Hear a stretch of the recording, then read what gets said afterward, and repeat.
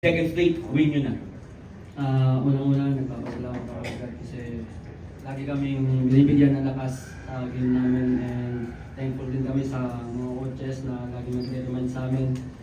And sa mga assistant din, thankful kami kasi andyan lagi sila and wala yung dalawang sunod-sunod na shoot ko, wala akong iisip kundi ma-shoot yung bola. Yun naman lagi kong nasa mindset ma-shoot yung bola kasi yan naman yung gusto ni coach sa akin yung makakuha kami ng ball or makashoot ako. So, yun na naman laging nire-remind sa akin. Alright, so Paul, the floor is open for questions. Ano po yung advantage no, having LJ sa team, knowing na grabe yung offensive struggle that you faced against Adamson? Si LJ naman is LJ. So sa last year niya is meron lang konti mga tinuturo sa kanya, pero si LJ na yan, yung rookie yan, hanggang 4th year, halos sa kanya kami nakasandal. So ngayon, medyo may kinipik lang ako na para hindi masyadong load sa kanya.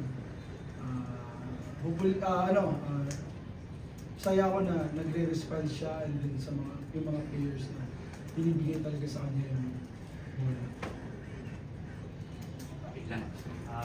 Ang una siguro sa akin, hindi ko na inisip yung ganung sitwasyon kasi gusto namin manalo gusto namin makuha yung second win namin. So wala, nagtrabaho lang kami hanggang sa matapos yung game, dumipensahan lang kami. Yun ang gusto na makuha sa amin, dumipensahan hanggang sa dulo. Pero may kamusta naman yung tumama? Medyo masakit din pero mawawala din sa ano siguro. Kasi may ano naman, therapy naman. Pahinga bukas yung pahinga. LJ, back to back. Against Ateneo, against Adamson, puro ikaw na yung nag-take over para sa team. Saan ka kumukuha ng kumpiyansa para i-hit yung mga shots na ganun? Unang-una siguro sa mga coaches kasi lagi naman akong nire-remind na ayun nga, binibigay sa akin yung tiwala. So yung tiwalang yun, di ko sinasayang kasi eto nga, last year ko na. Gusto ko rin i-prove sa mga coaches na yung binibigay nilang ganong sitwasyon sa akin, kailangan ko talagang i-prove sa kanila na magawa ko yung ganong sitwasyon. Coach, do you think after winning 2 games in 2 straight games, you find the winning formula na for the team? Hindi pa, kasi happy ako pero hindi pa satisfied kasi nasa process pa rin kami, dami pa namin kailangan matutunan.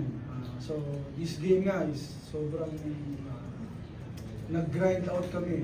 So kahit panalo kami pero ang dami naming mistakes.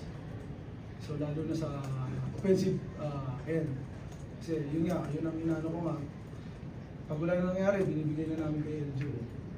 Pero so pinag-aaralan namin sa mga succeeding days, saka sa mga future games. In the end,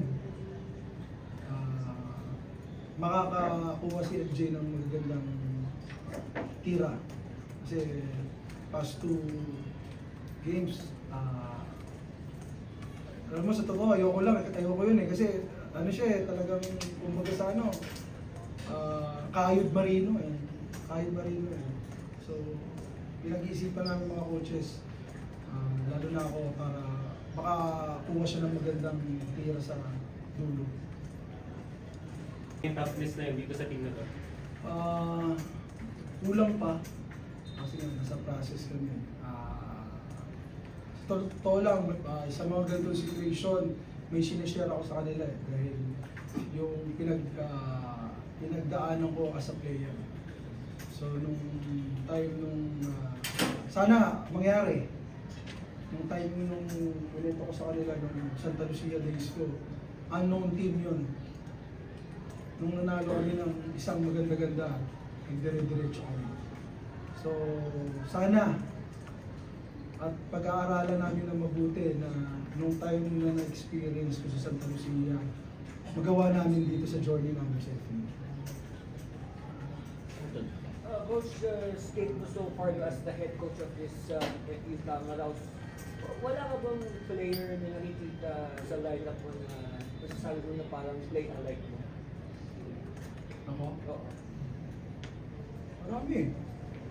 puro point guard ko. Ito, si Royce, si Doy. Mas offensive end lang sila. Kasi before ako, hindi naman ako ganun ka-offensive power. Pero, napapagaling ko lahat ng team. So, yun ang gusto kong mapasok sa kanila na as point guard. Kapagaling mo yung makakampi nila para hindi masyadong loaded yung tulad na nangyari kay LJ.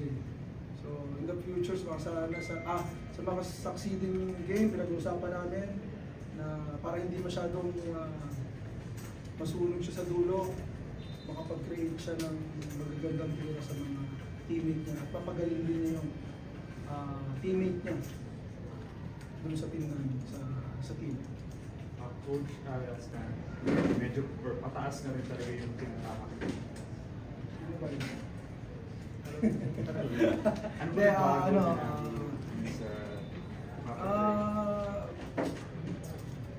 Hindi, siguro masyado ako naging demanding sa kanila. Ngayon, kasi nung time ng off-season namin, medyo demanding ako, pero syempre naglaylo rin ako dahil talagang magkakagalit-galit eh. Diba? So as coach naman is pag meron kang maling nakikita, kinokorek mo eh. So ngayon, nung nag-0-4 kami, demanding na ako doon, pero mas ngayon naging demanding ako. So doon sa gusto namin papuntahan, lalo na yung winning mindset.